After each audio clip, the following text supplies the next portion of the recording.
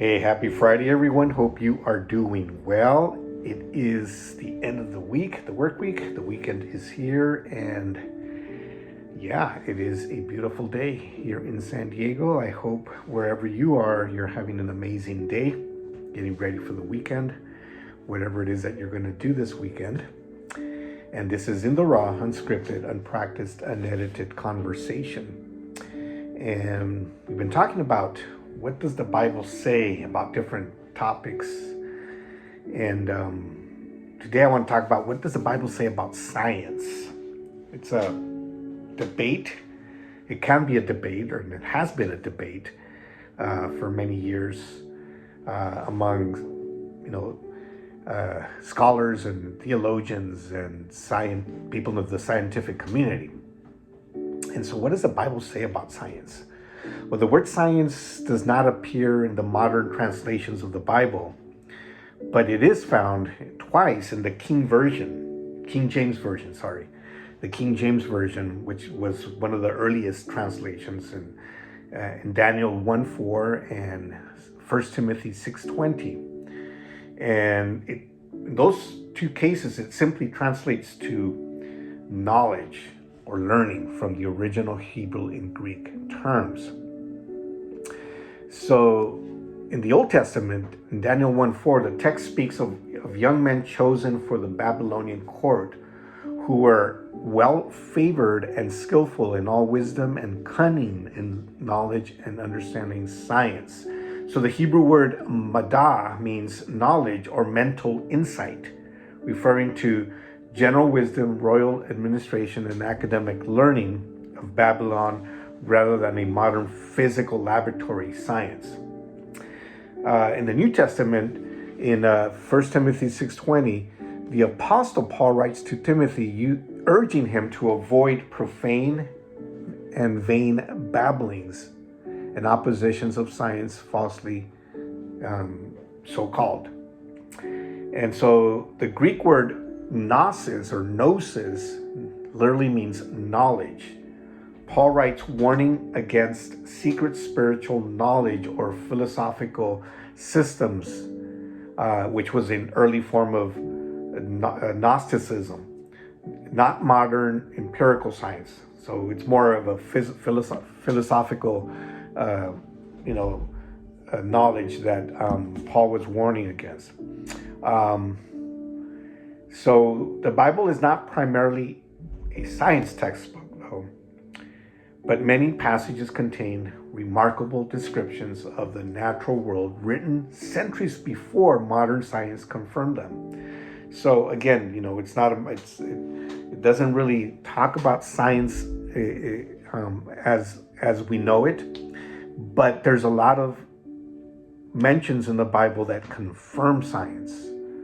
And, sometimes the scientific community will often interpret these as poetic or historical coincidences.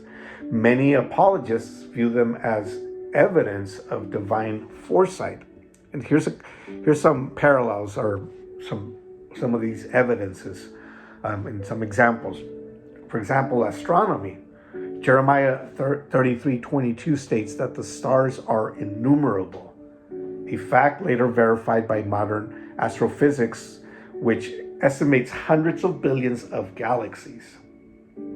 Geophysics. Job 26:7 mentions that the earth hangs upon nothing, aligning with gravitational reality, while Isaiah 40:22 describes the circle of the earth, often compared to its spherical shape, which to me, this right here blows me away because, obviously they didn't have the knowledge back then when this was written. Nobody knew that the earth was round. Nobody knew that the earth was hanging upon nothing, yet it was written. Hydrology. The Bible outlines the hydrologic cycle, or as we commonly known, the water cycle, in verses like Ecclesiastes 1:7, describing water evaporating, circulating, and returning to the earth. And also biology and medicine. Leviticus 17:11 states that the life of the flesh is in the blood.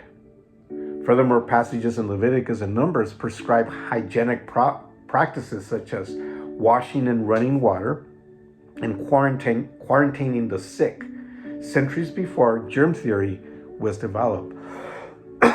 Excuse me. So, there's a lot more in the Bible that we can find that confirms what was later discovered in science. And when it was written, it was really not known. Like the last one I read about washing your hands in running water. Before,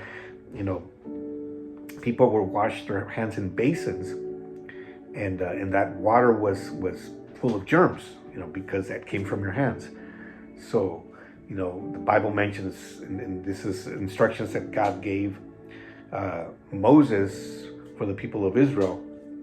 You need to wash your hands in running water because that allows germs to not hang around. And there's different ones. Another one comes to mind that I didn't read about right now, but also it's part of the law. God instructed the people of Israel, whenever they went out, they were out in the wilderness, whenever they went to the restroom to defecate, that they should bury what they defecated, because that would, he instructed that, and later science discovered that, when it's not buried, it creates a lot of bacteria and germs, and it can cause, certain diseases or sicknesses just because it's left out in the open. And I don't mean to gross you out with this, but that's, there's a lot of things in the Bible that talk about these things. So anyways, I found it very interesting, and there's a lot more to study about this, about how the Bible confirms science. But I'll stop it here, and maybe in the next few videos I'll do a little bit more research and find out what exactly the Bible says in the different areas of science. So I hope you have an amazing weekend, an amazing rest of your day today, an amazing weekend, and we will talk to you soon.